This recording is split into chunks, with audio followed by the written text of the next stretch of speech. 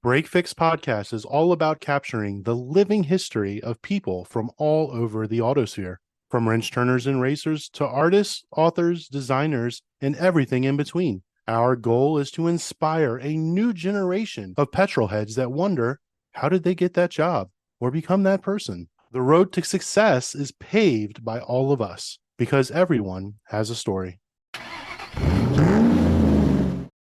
We all have passions, desires, and interests that keep us moving and help us get through the monotony of a day-to-day life. If you're lucky, you may be able to combine your passions and turn them into a successful career. Our guest has taken her lifelong passion for racing and found a way to combine it with her love for the written word. You've probably seen our guest roaming around a paddock near you, wearing her signature heart-shaped sunglasses and emotional support Trans Am crop top. Joining us tonight is writer, editor, journalist, podcaster, and novelist, Elizabeth Blackstock. So welcome to Break Fix. Hi guys, it's so good to be here. Thank you for having me. I'm excited. It's going to be good. Absolutely. So like all good Break Fix stories, there's always a superhero origin. So tell us the who, what, where, when, and why of your petrolhead story. So I grew up in Michigan. My dad was a mechanical engineer. My whole family, they worked for GM. So I was in with the auto industry pretty young. My dad had a lot of classic cars. We had like a 71 Barracuda and an 80s Mustangs. I grew up sitting in rims that were in the basement and just hanging out. We also watched NASCAR on Sundays. So with all of that kind of combined, it was destiny, I think. I was just born and raised into it. I did get out of the whole car thing and racing for a little while I was a teenager because it wasn't cool to like what your parents liked. So I pushed myself away from that, got really into music. And then I saw Rush and I was like, okay, yeah, this racing thing is really cool. I'm going to get more into that. Your family all worked at GM, yet you had a Barracuda and a Mustang. How does that add up? So my dad was not for GM. My dad was the one who owned the cars, and my mom's side of the family was GM workers. So there was always a big rivalry of like which was the best, which yeah. So I grew up with that whole situation going on. So were there Corvettes on your wall as a kid? I mean, what was the poster up there? My dad actually, he used to hand draw his own pictures and stuff. So we had a ton of his art, and I still remember he had like a 68 Corvette. That was like his dream car, dark blue with a white racing stripe. That was his jam. So that was kind of what we had. Otherwise, we didn't really hang anything else up on the walls. It was just like what my dad made. Did he ever see that dream realized? He did not, no. Unfortunately, like it was just a gorgeous car, and that's a lot of money to restore it. So we did not have those kind of funds. So would you say that's the sexiest car of all time? Yeah, I don't think that's a stretch. Motivated by a car family, you found yourself in the car world, interested in racing at an early age. There's even pictures on your website of you in a Ford racing suit and things like that. So you definitely come by it honestly, but there's a progression there. How do you go from the kid in the stands watching these races to becoming an automotive journalist? So take us on that part of your journey as well. When I was growing up, cars were like one part of my personality and writing was the other part. I used to like bring my parents stacks of books and I would force them to read until they could not physically speak anymore. At which point they were like, we should probably teach you how to do this yourself. So I learned to read when I was pretty young and I learned to write at the same time. And I was always making stories up. And it didn't actually come until well into my adulthood that I realized I could write about cars and racing. I had no clue. I grew up reading Road and Track and Car and Driver, but I just didn't make that connection in my head that that was something that was possible for me. It just kind of happened. I was at the University of Texas for my undergrad degree in English literature and creative writing, and I was just inspired to write about what it was like to be a woman at the racetrack as opposed to a man. And I posted that on my own blog and it kind of got traction. A lot of people picked it up and it was actually grabbed by Jalopnik way back in the day before I even worked there. Like, hey, can we repost this and give you all the credit? So it went really well. There were a lot of people who were like, this is interesting. And I was like, maybe this is a thing I could do for my career. Like maybe I could actually do this. Out of that story that I wrote a couple more. Red Bull Americas found a lot of them and was like, hey, we want you to freelance for us. I had no idea what I was doing at the time. I was just kind of getting my feet wet. And then Jalopnik reached out and asked if I wanted to be a weekend writer. So I started out just Saturdays only. Yeah, it just kind of progressed. I really like what I do, so I do it a lot. People seem to appreciate that. You grew up in the upper Midwest, right, with that Motown vibe. There's a certain car culture in that area of the world. And then you find yourself in Austin, which is a Yes. completely different car culture. You're in the deep South at that point, or the Republic of Texas, really. And then your postgraduate work was at Arcadia, which is outside of Philadelphia. And now you're in the Sunoco VP Racing Fuels area. So three different distinct car cultures there. So where did you find yourself aligning? And did you then get exposed to different disciplines of motorsport at the same time? Yes, all of that was a big yes. I mean, I still find myself drawn to the muscle cars from what I grew up with. That was like my family's thing. And when I still like look at a car, that's kind of like the look I'm going for and the feel I'm going for. I love the electric future. I think that's great. Also, I want a car that makes a lot of noise and I want to be able to feel it in my teeth when I start it. That was kind of where I stuck with. But as I got older, obviously traveling, living, existing in various places around the country, I was starting to realize like this looks so different everywhere else. Like you come down to Texas and I still like there's no rust on the cars, which completely changes how people respond to the auto industry and like the classic car industry, because you've got a lot of pretty perfect vehicles. Like my husband and I bought a 1996 Suburban, no rust on it at all. And that's because it started out in the north and then made its way down south for the rest of his life. The paint is not great, but that's a different story. In Texas, there's a lot of the low riders. There's, you get a lot of stuff coming across the border, which is always fun, especially now that I live down in the south part of south of San Antonio. You can kind of see like the rebadged cars, like the Ford F-150, that's the Ford Lobo. Those are always my favorite to spot. And then when I was up in Pennsylvania, I was so close to so much racing. So I went to my first short track races, my first dirt track races, went out to different rally events. Like I just wanted to kind of see what existed out there. I feel like it's kind of helped. I still love open wheel racing and I still love my muscle cars. Those are my passions. But having seen where everyone else is coming from, like I get it. I appreciate it a little bit more than I probably would have if I had never had experience with those things. Open wheel, are we talking IndyCar or Formula One? IndyCar. IndyCar is my number one. Formula One's number two, but IndyCar is always where it's going to be for me. Talk us through like all the other things you're working on. I mean, managing editor at A Girl's Guide to Cars, contributor at Capital One Autos. I mean, the list on your website goes on and on and on. You're a very busy woman. Yes. Where do you find the time? Oh, I don't. That's the problem. Not Tuesday evenings. Yeah, no, not Tuesday nights. I started out at Jalopnik. That was kind of where I got my feet. I went from weekends to full time. And then in 2020, I was just not happy with how that was going because I was also in grad school full time and I was getting 2 degrees. So I was writing 2 graduate theses while also working full time, trying to have a life and exist as a human being. So I stepped back, went to freelance exclusively for most of 2020. It's kind of a mistake. No one knew the pandemic was happening when I stepped back from my full-time role. So a lot of the sites that I was planning on working for cut down on their freelance budgets and everything. That was where Girls Guide to Cars came in. I reached out to them and I was like, I just want to write about cars. I don't care how much you pay. I don't really like whatever. I want to do it. I was working with Front Stretch doing IndyCar coverage. And so Girls Guide to Cars kind of turned into, I would write for them a lot and I was regular. That whole site is basically just freelancers. There's like 2 full-time employees. And then I was the third after a little while when I became the managing editor just because I was like constantly doing things. It was a really good experience of learning how to talk to a lot of people and get to learn different writing styles. Every freelancer was different. Some people were more difficult to chase down than others, but it was a really great learning experience. Moved into Capital One. They reached out about their Auto Navigator program. So just kind of some basic stuff about buying cars, new cars, electric cars, the basis of information. Thankfully, I went back to Jalopnik full-time October of last year. It's almost been a year. I want to touch back on A Girl's Guide to Cars because we've had Annika Carter on here, who's also a writer for A Girl's Guide to Cars. She's one of the newest ones over there. But we also had a fellow managing editor on recently, Sarah Lacey. Yeah, Sarah's great. I love Sarah. So she filled in for Brad for one of our drive-through episodes, and then we did a showcase around her and the history of A Girl's Guide to Cars. Obviously, we name dropped you and a few of your compatriots on there as well. But I wanted to ask you, one of their big things is women think differently about cars, and it's part of their mantra. And so I wanted to get your take on that and what that really means, especially bringing the motorsport side to the larger equation. You go there, you see a lot of SUVs and stuff like that. But what's your take on A Girl's Guide to Cars? So that was the thing that I really actually liked about that when I was working there was I constantly had to be reminded, like, you have a level of knowledge about this that our readers probably don't. Actually, in the industry, these people kind of want to see cars more as a utilitarian tool. It was a nice mind shift because not everyone really cares about cars. Like if I looked at my sister and I was like, hey, name that car out there, she would probably have no idea. I went to visit some friends a little while ago and they had no idea how to like check their tire pressure.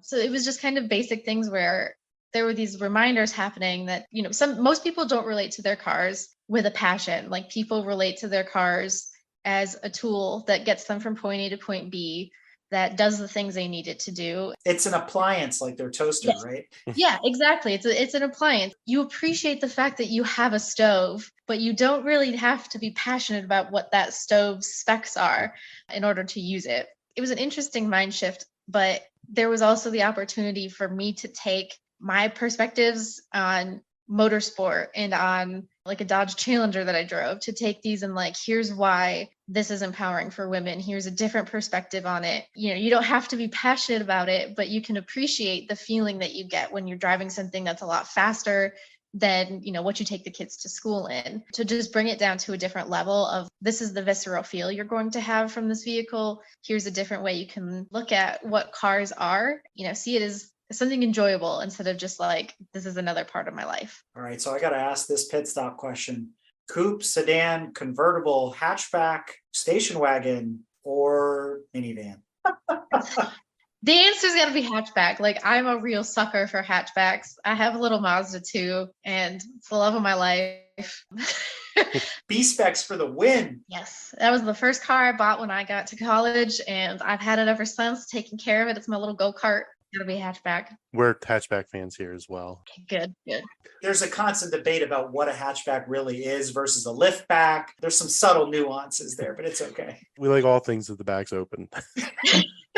It's perfect. How did you turn your writing career into being a contributor on the Donut Racing podcast? It's a long story. I constantly think of myself like I didn't start out as a writer. I started out as a shit poster on the internet. I just like made jokes, gained some following solely based on that. Like that was how I knew people from Jalopnik who read the story that I wrote, was because I just made memes about Formula One. And there were like 10 other people who actually cared about what I was doing. That was kind of how that started. Obviously it turned into a book.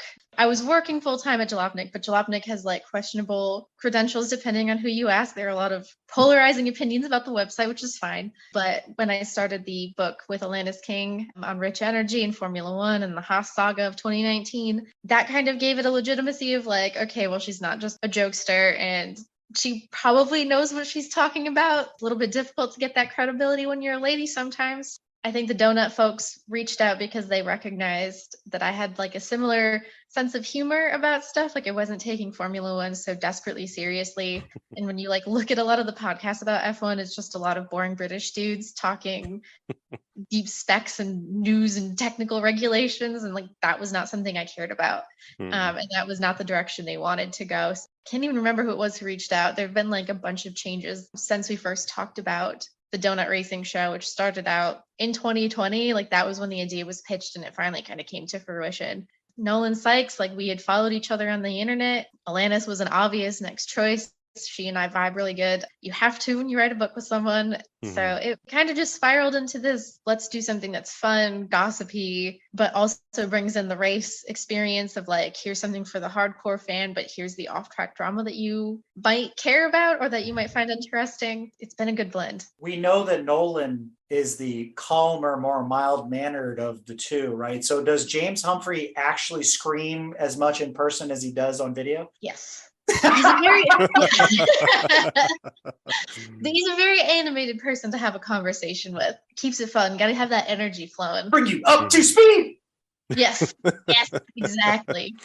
We definitely want to dive into the book writing. You mentioned you co-wrote it with Alanis King. How did the writing experience of writing the book compare with the journalism in the writing of the articles and stuff like that? I know a lot of people, say, oh, I'd love to write a book, but when it comes down to sit there and write 85,000 words about one topic, it kind of scares people away. So how was that experience?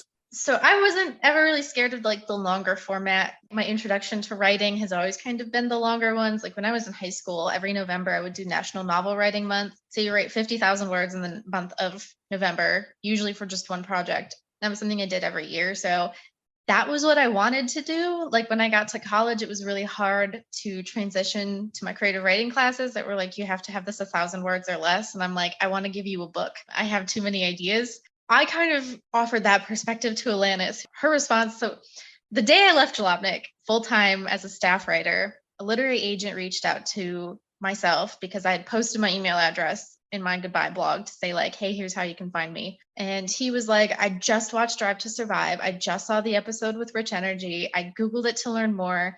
And the blog that you and Alanis King popped up. There's so much here. Do you want to write a book about it? So it just kind of turned into like, yeah, why not? We were like, if we added up all the blogs that we wrote about Rich Energy and the whole saga on Jalopnik, it was pretty close to a book. So we could probably flesh it out a little bit more. Obviously, it's a little bit more challenging than that. There was a lot of research that had to be involved. That was the most challenging part, actually reaching out to people, asking them for information, trying to track down leads, especially with something like Formula One. There are so many NDAs and so many people who are like, I can't say anything about anything because I don't want my entire career to collapse. So that was kind of challenging, digging through financial documents and court records, all of this in different countries. So like trying to translate Czechoslovakian and understand the context of what these trademark companies were writing about. I think that was the hardest part. When it came to putting things together, Alanis and I had a pretty good trajectory of what we thought we wanted to do. And when you write a nonfiction book, you have to create a proposal. So it's like this 100-page document that talks about who you are, why you're the person to write this book. You have to give a writing sample. So we just gave our first chapter, where you are going to get your research from, and you have to do a layout of all the chapters. So we had our chapters like summarized and named well before we actually sat down to write the book. And then once that happened, it was pretty simple. Alanis and I are both very verbose people. We like to talk, we like to say words. Having the split between the two of us also really helped. So there were some things that I took and some things that she took. I did all of the historical research for former questionable sponsors like Moneytron or T-Minus. And then Alanis was like on the court record side of it because she knew how to track those documents down in England. So it worked out really well. It was like we each wrote half a book and then rewrote each other's sections and edited them down into something cohesive, proofread like 9 times and fact checked like 9 times until it is the thing that I have memorized and could probably recite. Did you get access to the president of Rich Energy? We did not. And that was the most difficult. So he follows both of us on Twitter. So we reached out to him because we had to reach out with our questions that we had for him as your journalistic diligence. So we reached out via email, but we had no idea what his email was anymore because he's moved companies and changed names so many times. So we sent it to him on Twitter. So we know he's seen them. I can't verify how many he's seen because we sent him like 2,000 questions. So he definitely like opened the thing and there's a little, red receipt was on. So he saw them, but did not choose to respond, which was really disappointing. We were like 50-50 on whether or not he would want to control the narrative that we were writing or if he would say nothing at all. Right. He had worked with us before at Jalopnik, so I think he knew that we don't care. Right. Like we're not taking his word for it. We're doing the other research. So he was not interested, which was disappointing, but a lot of other interesting people were. See, Brad, as our listeners know, this is why I refuse to watch Drive to Survive. Why do I have to do that when I can read Elizabeth's book? Exactly. It's all you need from 2019, like right there distilled. And some history too. Well, that's not true. You also need a case of Rich Energy. Oh my God, the whole case. Look at that. That's one of like 2 or 3 that he bought. Remember when we got together at Watkins Glen for his bachelor party, we destroyed a case of that stuff while we were there. Yeah, no, that's right. I didn't know you still had some. Oh. The only time I've drank that is at a racetrack, and it's usually been because I've been drinking too much. Yeah, I'm expecting it to be worth tens of dollars someday. Yeah. More than the Dogecoin they gave you for your Cybertruck. That's all I'm going to say. Okay. That's true. My Cybertruck pre-order is still for sale, people. So that said, Elizabeth, I got to ask this puzzling question about Rich Energy, because every time I look at Formula One, all I see are derivatives of Red Bull, right? We got Red Bull, we got Toro Rosso, we got AlphaTauri, Rich Energy. How many more sports energy drink companies are going to sponsor Formula cars? A lot. That's the problem. I mean, you even go back all the way to T minus, and that was like an energy drink company, but also an everything else company. There's so many weird ones. I think you can just get away with energy drinks because they're probably not that difficult to make. You can commission certain manufacturing facilities to just make you a drink, put it in a can and distribute it for you. So like you can feasibly do this pretty easily. Like you go to the grocery store nowadays and I'm like, I don't even recognize what these energy drink brands are. They're not even motorsport, but they just exist and they're weird. Do you remember that show, something Todd Margaret with the guy who played Tobias Funke from Arrested Development, where it's all about the energy drink that's built in a warehouse and it gives people all sorts of weird like reactions? That's what I think of when we start talking about this. That's pretty much what it was. It was just like a guy called a facility in Austria and was like, make me a beverage, and then just like didn't distribute it. Eric, I feel like this is our next big strategic plan. What is GTM's energy drink going to be? It's called Dex Cool. I like it. So that said, Elizabeth, if anybody follows you online and follows your writing, you are anywhere and everywhere on the planet following these racing stories from here in the States to overseas and everything in between. So I wonder, with all this experience you've had over the years, have you ever had the desire to get behind the wheel of one of these race cars, or have you turned laps on track before? And if so, or maybe not yet, what is your dream car or dream drive or dream track? My husband just gave me the finger guns because I have an ARCA test coming up at some point in the near future, probably in January. That's going to be the first time I officially like turn laps in a race car. I've done like driving school. So like the Corvette performance driving school in Las Vegas kind of sort of counts. Not really. It's not a race car, but I had to wear a helmet. So like maybe, close enough. Yeah, I've always wanted to like, I've like walked up to Robbie Gordon in the paddock at COTA when IndyCar was at COTA. And I was like, how much would it cost for me to drive one of these things? And he was like, if you give me $10,000, you can race it. And I was like, awesome. I'll come back to you. So, it's on my list. Like, I'd love to. You know whose story this sounds an awful lot like, Brad? Who's that? It sounds a lot like Lynn St. James's story, right? Because she used to cover IndyCar as a journalist as well. And every time she was at a race, she kept saying, guys, what's it going to take to get me into one of these cars? And one day they did put her in one of those cars. So that was pretty cool. Exactly. That's how you got to do it. You just be around and make yourself annoying enough that people will just give you what you want, so you be quiet. Eric has that in spades. I try. What can I say? So since you reviewed not only all these races, but a lot of vehicles, especially for outlets like A Girl's Guide to Cars, The Drive, and others, let's throw some pit stop questions at you. What are some of your favorite or least favorite cars, and maybe some of the sexiest or ugliest cars in your opinion? Oh, so I've driven a Corvette, the C8, the new ones. I almost didn't buy a house. Like, I almost bought a Corvette. I think, yeah, they're beautiful. I think those are probably like, out of everything I've recently driven, out of everything like you can look at, it just looks good. It's affordable. Like, it's not like $200,000 for the base model. Yeah. Yeah, it's gotta be my favorite. Like, it's ridiculous, but I love it. So you don't see it as the American NSX or a weird copycat Ferrari or anything like that? I mean, it's all of those things and it's none of those things, because it's trying to be cool in every possible way and not really knowing how to bring it together exactly, but it somehow works. That's printed on the entryway at GM, right? Trying to be cool, but we don't know how. Yeah, exactly.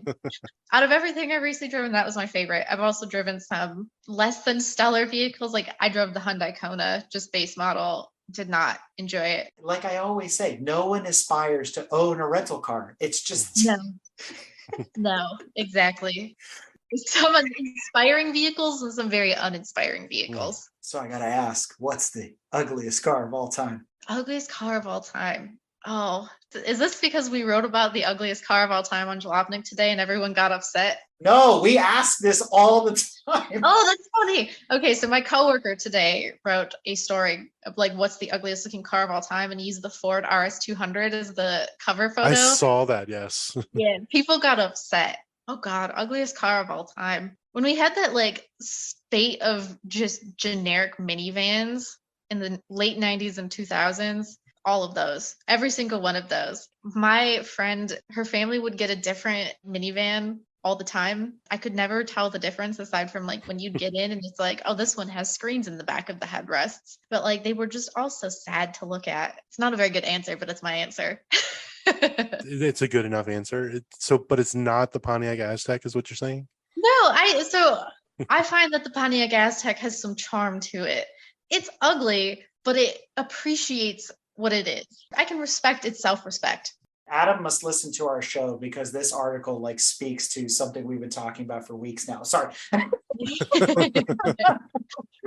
Is there a bucket list event or vehicle or combination of the two that you'd like to write about that you haven't written about already? The Bathurst 1000, top of my list. I've wanted to go for years. I watch it every year. I just want to experience it so badly. And it's like one of those ones that's very difficult to get to. I feel confident I could probably talk my way into most racing paddocks at this point, but not Australian supercars. That's like, I just don't have anyone there because it's in Australia.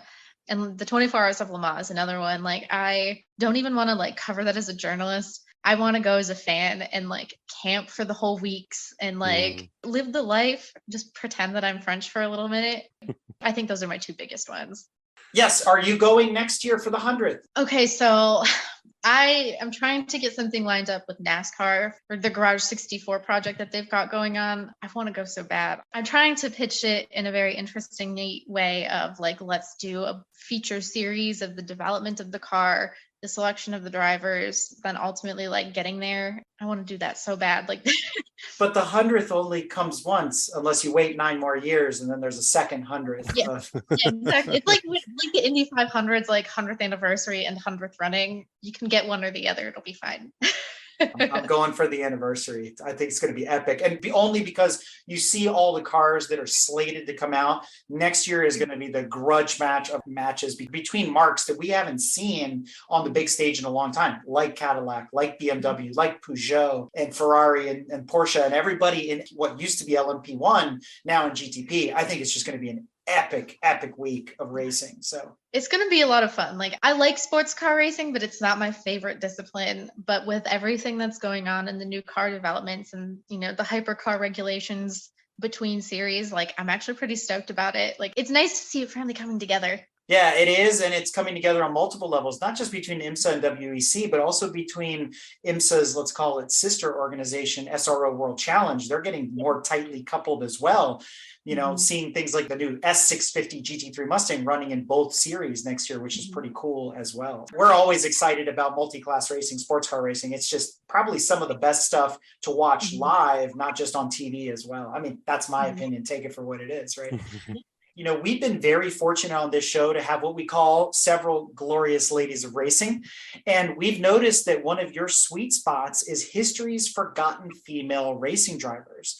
So I want to know, in your research and part of your passion projects there, are there any female racers, dead or alive, that you'd like to meet or interview? Oh, like all of them? I feel like that's a problem I have when I start to kind of do these deep dives, is that at the time, especially the older, beyond like the 80s and back, people weren't asking them the right questions. Like, no one was reaching out to these female drivers to be like, hey, what is this like? You know, you get some like Janet Guthrie who will publish their autobiographies well afterward. So you can kind of see how it was from her perspective, but you just don't get that. Like, if you just read the newspaper reports of her racing career, you don't get any of that. So that's the problem that you kind of run into with a lot of the older drivers. No one was writing that stuff. I would love to meet Janet Guthrie. Her autobiography completely changed, I think, the way that I looked at writing about cars and racing. And that was a book that I read a lot. So in my grad degree, I had to write a novel, and that was one of my thesis projects that I had to do. So I wrote about a female driver in the 1970s competing in endurance racing in Europe. But like the way that Janet Guthrie kind of described her experiences, the way that she described being in a car was just so beautiful and evocative that I appreciated it on the level of like, here's someone who did something incredible and made history in motorsport, but also someone who like knows how to write about it, which can be so rare. So there was kind of a double level there. In terms of like the dead female drivers, Cheryl Glass. I just want to I want to know. There's so many unanswered questions about her life. The circumstances in which she died were very mysterious. Her family believes that she was killed by the police. And the police say that she killed herself by jumping off a bridge. She was harassed when she moved back to Seattle after she kind of retired from her career because she was Black. There's so much that just like we just don't know. And it'd be so interesting to hear from her because women are rare in racing, but Black women are almost non-existent. And to have someone doing that in, the 1990s, it was a different time. Like, I just want to know. I want to know so much about her. It feels like we've done kind of a disservice by not remembering her more. Absolutely. Absolutely. And, there's been so many women that have been trailblazers and, over the years, and one of them especially is still on my list to talk to is to sit down with Michelle Mouton. You look at her career and what she did for women in motorsports, again, like you're talking about at that critical time in the late 70s, early 80s, where they were just throwing up stats and who won the race and things like that, and not getting to her personal story. Now going back to talk to her about what it was like to compete as like the only female with the only female navigator, like almost forever until the more modern times. The only person that has a female navigator in rally today is Seb, right? And so it's still very rare to see. And so, she's on my list of people to talk to that, I'd love to just sit down and pick her brain. And driving one of those iconic cars in rally ever too, right? To boot. But I have to ask, outside of your own writing, do you have any recommended reads or any authors that inspire you? Oh God, there's so many. I did my second graduate thesis on Virginia Woolf. I think she is probably my favorite author. Just the way that she presented women and relationships and trauma, very interesting. The way she represented the world gave me a different way of thinking about things. I cannot recommend Janet Guthrie's book enough. Get it on her website so she makes money. It's such a good story. AJ Bimes' Go Like Hell. It's another one that I have every passage in that book highlighted because I go back to it and just look over it and get the good vibes of what it was like to drive cars. That's the story of the Shelby Omni, right? Yeah, exactly.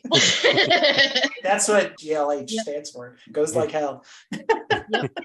Yeah, I haven't done as much fiction reading right now as I usually do. I had a very nice gentleman reach out. He read a story I wrote about Francois Sever, my personal weird relationship that I have where I want to learn more about who he is, and said that his dad was also a very big fan of Francois Sever. So he said that his father passed away. This racing stuff didn't mean anything to him, and he wanted to send me a bunch of it. So he sent me a ton of books, and I've been picking my way through first editions of books that were published in the 1940s about racing. That's just kind of been my jam lately. So if a young girl walked up to you today and asked, why racing, what would you say? Oh, that's such a good question. I've had people ask me this before, and I feel like I never give a good answer to it. There's just something visceral about racing that we don't get as normal humans and that you don't get from other sports. Motorsport requires both a mental, physical, and emotional level of skill, but also a technical level of skill between driver and car and between everyone on that team. Fast, it's thrilling. There's something about when you go to a race and engines start and you can just feel it and there's nothing else in the world and it's just that. Something about that sensation has always just stuck out to me. It was the same at being at concerts when I was in college, just the feeling of you are surrounded by this noise and this single experience and you're watching people doing something that they're really, really good at. It's so special. I can understand why people aren't into racing, but I can also understand why people are and why you might have a different passion for a different sport. It's all kind of down to those same levels of you want to watch something exciting, some sort of competition. You want to watch people do something that you could never do or that you could only want to do and just make a career out of it. And cars are cool. I love the connection you made to going to a concert because I get the same vibe from going to concerts as well. you're in a little bubble because the noises like trapped you in with people who care about the same thing you do. Like, there's just no other experience like it. Let's take what we call the evolution into account. And what do you do when we take the noise away? Okay, so here's the thing. I actually, I'm a big fan of Formula E, and I went to Greenland to watch Extreme E. The lack of noise of an EV doesn't bother me because there are other noises that you can listen to, and they're not picked up well on TV, which is the problem. The powertrains make an interesting noise. Yeah, I can understand why people don't like it. It kind of sounds like a vacuum. It kind of sounds like a spaceship. But if you stand next to the track, you can hear the tires squealing. You can hear the bodywork rumbling against each other. You can hear every noise and rock and pebble and curve that the drivers hit. There needs to be a way to translate that to the viewer who's just watching at home, because you don't get it. It's a different experience. It's not the earth-shattering noise of watching a stock car race, but there are other nuances to it that if you are into racing because you like kind of the car aspect and the technical aspect of it, you get so much more of those other noises that the engine noise has hidden. We just don't translate it to television. And in our daily lives, do you think it is here to stay? Do you think it disrupts the car hobby if you look at it from that perspective? I mean, you're a muscle car gal. Yeah. What if somebody wanted to transplant a Tesla into that 68 Corvette? See, that's the thing, is I have a lot of conflicting emotions about it, because part of the reason I like muscle cars is because of the visceral, raw experience of it. The danger of thousands of explosions making this thing go really fast. It's really hard to change that. But I think I also have started to look at EVs from a way of what else can we appreciate from them? What is going to make these interesting? So the instant torque that an EV provides makes racing interesting in that respect. It makes driving every day interesting. I have never had as much fun as I had driving the Toyota BZ4X, just taking off from a stop sign, because it felt like you could get the power down immediately in a way that you just don't get in a combustion engine. There's got to be a total mind shift about what it is we appreciate about cars. We're going to have to look at the other things, not just the engines. You have to be an emphasis on powertrains and suspension, on tires, and these other things that I think they're very important, but they're not the thing that draws you in. I think it's a good thing. I also don't want it to overtake everything. I want it to be the future, but half and half, if that makes sense. I had somebody relate it to me recently in a very interesting way, and it had to do with telephones. And I'm not talking the Zach Morris phone versus the iPhone. It was as simple as, even in the era of the smartphones, it feels like the ICE cars are like the Blackberries with the keyboards that everybody loved. I could text so fast. I could do so many things. It was so great. The tactile feedback of the Blackberry. But we all have iPhones now that don't even have a button on them anymore, right? So I think it's that sort of transition. It took time to wean people off of that. And now we're fully accepting of, how do I turn it on again?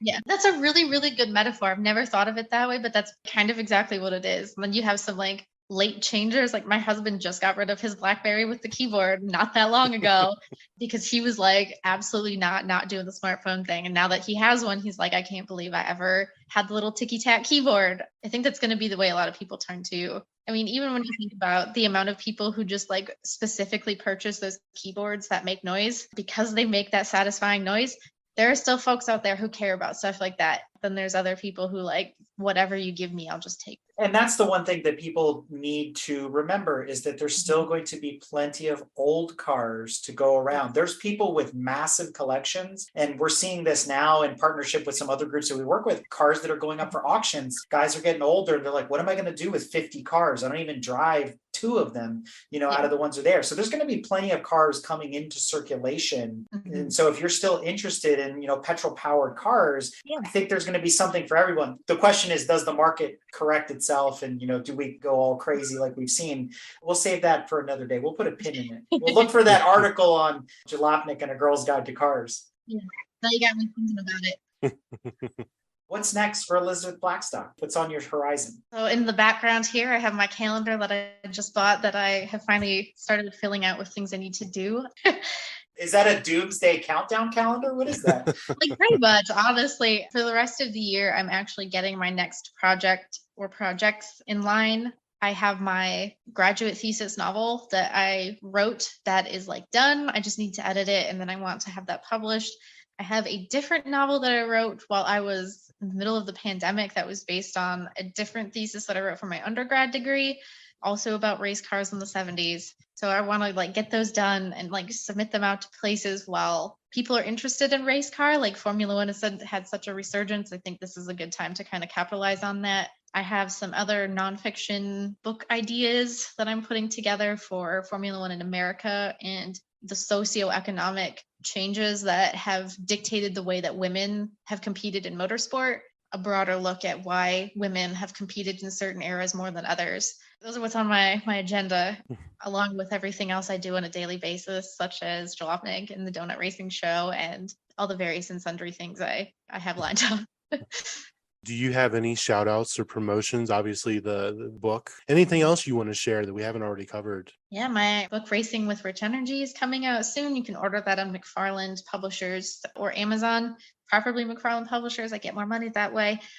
My Twitter account is at Eliz_Blackstock. And you can also find Donut Racing Show on Twitter at Donut Racing Show, all one word. I will see you folks online. To learn more about Elizabeth, be sure to check out her website at www.elizabeth-blackstock.com. Follow her on social media at Eliza Blackstock on Instagram and Eliz_Blackstock on Twitter. Or check out her work on Jalopnik, A Girl's Guide to Cars, Donut Media Podcast, and many other automotive outlets. That said, Elizabeth, I can't thank you enough for coming on the show. It's always fun to get together with you at the track. And, as I look back over your story and as we're introducing you to many other folks out there in the automotive world, I have to say, if you don't recognize it now, I think you're on track to be our generation Sylvia Wilkinson. And if the folks out there don't know who that is, she wrote the Stainless Steel Carrot and Dirt Tracks to Glory and other things like. If you listen to your story and follow her story as a contributing writer of Auto Week, Encyclopedia for Auto Racing, things like that. I mean, your stories are very parallel, and I see you up there with Sylvia in that sort of author's hall of fame in the future. So we do wish you the best of luck and many more novels to come. Thank you. That's the nicest thing anyone's ever said to me. High praise. Oh, thank you to you guys for having me.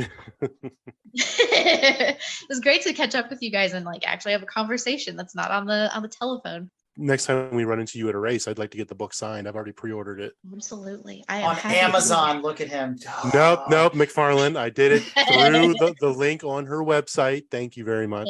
Yeah, I'm going to order a copy myself too. I got to get that going. So on that note, I know you're a busy lady, so we'll let you get back to it. But again, thank you for coming on the show. It's been an absolute pleasure to see you again. Thanks for coming. Thank you, guys. Bye-bye. Right, bye. If you like what you've heard and want to learn more about GTM, be sure to check us out on www.gtmotorsports.org. You can also find us on Instagram at Grand Touring Motorsports. Also, if you want to get involved or have suggestions for future shows, you can call or text us at 202-630-1770 or send us an email at crewchief@gtmotorsports.org. We'd love to hear from you. Hey everybody, Crew Chief Eric here. We really hope you enjoyed this episode of Break Fix, and we wanted to remind you that GTM remains a no annual fees organization, and our goal is to continue to bring you quality episodes like this one at no charge. As a loyal listener, please consider subscribing to our Patreon for bonus and behind-the-scenes content, extra goodies, and GTM swag. For as little as $2.50 a month, you can keep our developers, writers, editors, casters, and other volunteers fed on their strict diet of Fig Newtons, gummy bears, and Monster. Consider signing up for Patreon today at www.patreon.com/GT Motorsports. And remember, without fans, supporters, and members like you, none of this would be possible.